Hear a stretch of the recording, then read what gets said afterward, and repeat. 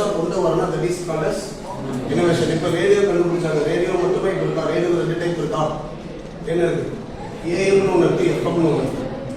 இப்போ ஏஎம்னா ஃபர்ஸ்ட் ரேடியோங்கிறது ஏஎம்னா அதாவது அப்போ ஆகாசவாணி நிலையம் டெல்லியிலிருந்து வருதாதுன்னு சொல்லுவாங்களா, ரொம்ப லாங் டிஸ்டன்ஸுக்கு டிரான்ஸ்மிட் பண்ணுறதா ரேடியோ.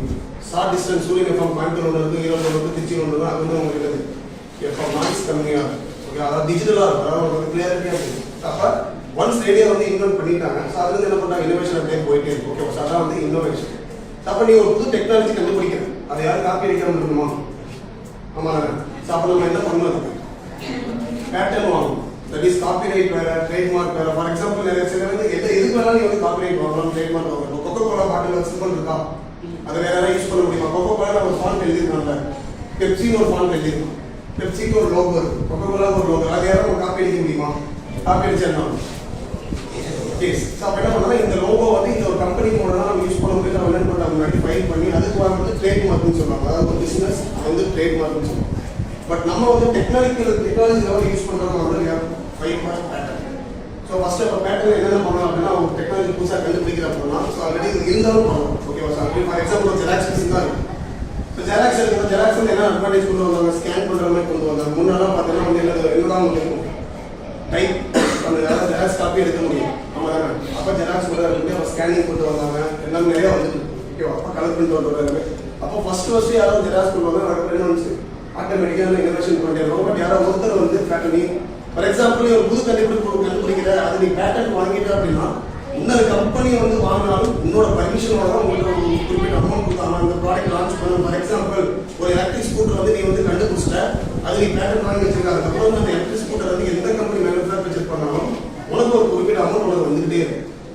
ஸோ நீ கம்பெனி ஸ்டார்ட் பண்ணலாம் பார்க்கணும். So that is called as pattern. அப்போ எதுனாலும் ஏன் பேட்டர்ன் ஃபைல் பண்ணலாம். ஒரு சின்ன கண்டுபிடிக்கிறதால வந்து பார்த்தீங்கன்னா ஒரு பேட்டர்ன் ஃபைல் பண்ணேன்னா எத்தனை வருஷம் ஆனாலும் 50 வருஷம் ஆனாலும் உங்களுக்கு அப்புறம் வந்து எனக்கு அப்புறம் இவங்க அது வந்து பேட்டர்ன் போயிட்டே தான் இருக்கும். ஜெராக்ஸ் மிஷின் எப்போ கண்டுபிடிச்சிருப்பாங்க, மேபி 1980s கண்டுபிடிச்சிருப்பாங்க. ஸோ பேட்டர்ன்றது ஒரு 15 வருஷம் 20 வருஷத்துக்கு ரெனுவல் போயிட்டே இருக்கு. ஸோ ஒன்ஸ் கண்டுபிடிச்சா அதான் வந்து பேட்டர்ன் சொல்லுவாங்க.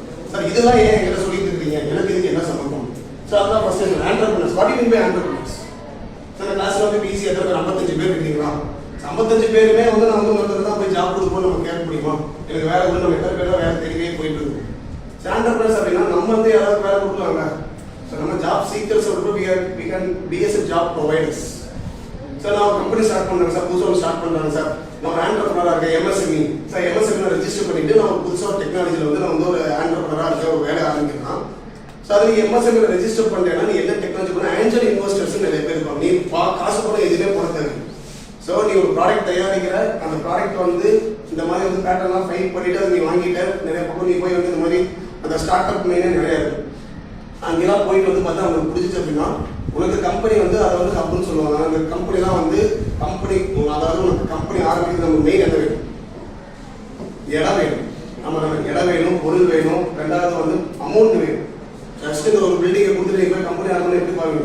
ஸோ எதில் வந்து ஆண்டர்பிரினர்ஸ் வந்து ரொம்ப சீக்கிரம் ஐ மீன் லேக் ஆகிறாங்க அப்படின்னு பார்த்தீங்கன்னா நமக்கு அமௌண்ட் கிடையாது. ஸோ டக்குன்னு போனதே பேங்க்ல லோன் கொடுக்குறாங்க. புதுசாக ஒரு கம்பெனி இறங்கி போய் எனக்கு லோன் பண்ணால் பேங்க்ல கொடுக்க மாட்டோம். நம்ம படிச்சுட்டு இருக்கிறவங்க கொடுத்தாலே கொடுக்க மாட்டேங்கிறான். நான் ஒன்றுமே இல்லை, நீ பணம் கொடுக்க வச்சு தான் நான் கம்பெனியாக ஸ்டார்ட் பண்ண போகிறேன் அப்படின்னா எந்த பேங்க் ரெடியாக இருக்குமா பணம் கொடுக்குறதுக்கு? ஷூரிட்டி கேட்போம். ஆமாம் தானே? ஸோ அப்போ வந்து ஒரு ஷூரிட்டி இல்லாமல் எந்த ஒரு இல்லாமல் ஜஸ்ட் உன்னோட மைண்டை மட்டும் வச்சு நீ ஒரு பிஸ்னஸ் ஸ்டார்ட் பண்ணுற அப்படின்னா தட் இஸ் ஆண்டர்பிரினர். அந்த ஆண்டர்பிரினருக்கு நீ பணமே போட தேவையில்ல. ஏஞ்சல் இன்வெஸ்டர்ஸ் நிறைய இருக்காங்க. அவங்க வந்து உனக்கு உன்னையை வச்சு பணம் இன்வெஸ்ட் பண்ணிக்கலாம். ஸோ அதாவது நீ ஒர்க்கிங் பார்ட்னர், அவங்க வந்து சைடாக பண்ணுறோம். 50% நீ உனக்கு வர லாபத்தில் 50% எடுத்துக்கோ, நான் 50% இருக்கு. பட் எனக்கு வந்து லாஸ் ஆயிடுச்சா அவங்க வந்து நீ அவங்களுக்கு திருப்பி எதுவுமே பே பண்ண வேண்டும். இது எல்லாமே நிறையா இப்போ புது கம்பெனிஸ் நிறையா வருதா? இப்போ பழைய கம்பெனிஸ் கூட ஏகப்பட்ட புது ப்ராடக்ட்ஸ் வருதா? எல்லாமே எல்லாமே அவங்க தான். இப்போ ஃபார் எக்ஸாம்பிள் அந்த காலத்துல இருந்து இது வரைக்கும் எத்தனை மொபைல் ஃபோன் கம்பெனிஸ் வந்துருக்கு. ஸோ மோட்டரோலான்னு ஒன்று இருந்தது, இப்போ மோட்டரோலா வந்துருக்காரு. பட் மோட்டரோலா வந்துட்டு இருக்கா. ஸோ காம்படிட்டர்ஸ் நிறைய வந்துட்டே இருப்பாங்க. ஏன்னா டெக்னாலஜி அப்கிரேட் ஆகிட்டே இருக்கு. ஒரு காலத்தில் நோக்கியா எப்போ இருந்தது, செவத்தில் அடிச்சாலும் உடையாது, டபுள் அந்த மாதிரி இருந்துச்சு. இப்போ யாராவது போய் சார் புதுசாக எனக்கு ஒரு நோக்கியா செல்ஃபோன் யாராவது இப்போ கையில் எத்தனை பேர் நோக்கியா வச்சுருக்கீங்க? ஒரு காலத்தில் இதே மாதிரி கேட்டோம்னா நோக்கியா எல்லாருமே கைது கொடுக்கும். 50% வந்து நோக்கி. இப்போ யாரும் நோக்கியா எவ்வளோ வச்சிருக்கியா? சார் விவோ வச்சிருக்கேன், ஓப்போ வச்சிருக்கேன், எனோ வச்சிருக்கேன், ரெட்மி வச்சிருக்கேன், ரியல்மி வச்சிருக்கேன் தான். சாம்சங் வேணா 1 2 இருக்கு. ஓகேவா? இதுக்கு முன்னாடி பிளாக் பெரிலாம் இருந்துச்சு. ஏன் வந்து இவங்கலாம் வந்து காம்படிட்டர்ஸாக வர முடியும்? ஸோ ஸோ நியூ டெக்னாலஜிஸ் வரும்போது நம்ம அதுக்கு தகுந்த மாதிரி அடாப்ட் பண்ணணும். ஸோ நோக்கியாக்கெல்லாம் காசு என்ன நினைக்கிறீங்களா? மொபைல் ஃபோன் நோக்கியா இப்போ மறுபடியும் லான்ச் ஆகிட்டு இருக்குல்ல, ஏன் வந்து நோக்கியா வந்து ஃபாலோ ஆச்சு?